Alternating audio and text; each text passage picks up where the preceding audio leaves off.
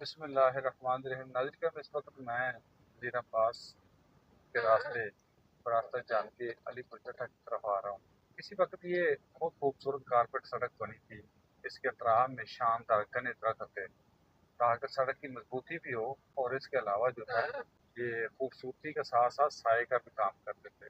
लेकिन कुछ ही अर्सा गुजरने के बाद मेरे अतराफ में देख लें, दरख्त दिन ब दिन लोग कटाई करके लेके जा रहे हैं। सबसे बड़ी जो गर्मी की जो शिद्दत है वो आज हम लोगों को बर्दाश्त नहीं हो रही है। बहुत ज़्यादा गर्मी है। तो इसकी सबसे बुनियादी वजह भी यही है कि बारिशें कम और दरख्तों की कटाई। अतराफ में जितने दरख्त थे, कभी ये इतने घने थे कि साइडों में कुछ नज़र नहीं आ रहा था। इतनी खूबसूरती के ये मंजर पेश कर रहे थे। जितने भी अदारे हैं, कोई भी अपनी जिम्मेदारी का एहसास नहीं कर रहा कि कम अज कम ये जो दरख्त है इनको बचाया जाए, इनकी नशो-ओ-नुमा में अपना किरदार अदा किया जाए, ताकि आने वाले वक्त में ये ग्रीन पाकिस्तान में अपना किरदार अदा करें। अभी नया दरख्त तो कोई नहीं लगा रहा, लेकिन जिसका जी चाहता है वो बड़ी बेरहमी से इनको काट कर लेके जा रहा है।